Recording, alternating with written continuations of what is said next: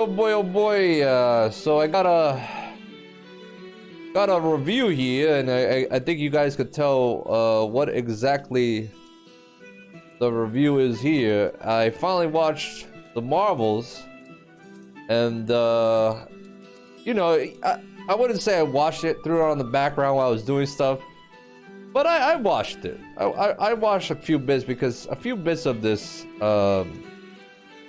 were quite ridiculous in my opinion. This also felt like the shortest Marvel movie I ever watched. It was really odd. So much happened, and I cared for barely any of it. It was a very odd movie, to be honest. It was a very odd, parallel paced movie that felt like it got chopped up. But the most interesting premise of the movie is the fact that all three characters of the cosmic sense, apparently every time they use their powers, they switch places where they are. So, you know, they eventually gotta work together to figure out what the hell's going on. And I mean, the villain of the week is so forgettable. She definitely tries to stick out. I can't remember the goddamn villain's name. The fight choreography in this movie was phenomenal. I'll give them to that. Really beautiful. The CGI was oh god, the CGI was all over the place in this fucking movie.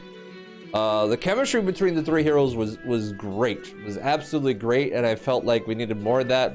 But by the time we get enough of that, I felt like the movie was over.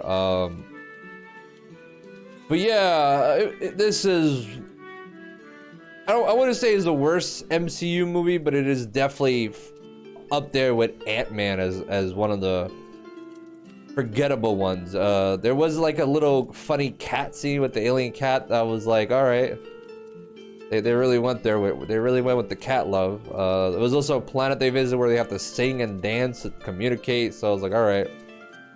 It's really weird to me that you have a Marvel movie with a cosmic sense, and you still show like the same aliens. I mean, sure, you got the planet of singing people, but you still got the Kree and fucking Skrulls. Like, you're not introduced to really any other new alien species, which I found kind of odd, to be honest.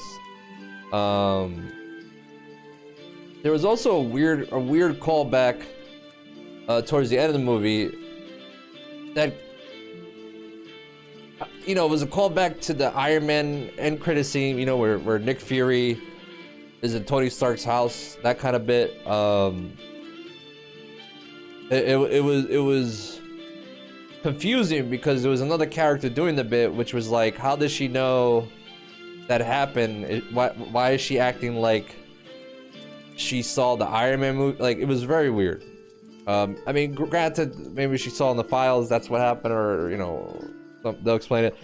But she's doing the whole Nick Fury, you know, I'm forming a team bit because Kamala is trying to form the Young Avengers. Pretty much, spoiler alert. They're leading into the Young Avengers. I'm not gonna ruin who's the first of the Young Avengers she talks to, but it's pretty obvious when you see them. It felt like the Young Avengers she talked to either filmed this scene by herself, like she visibly looked super confused. I mean, maybe she's just that great of an actress, I don't know.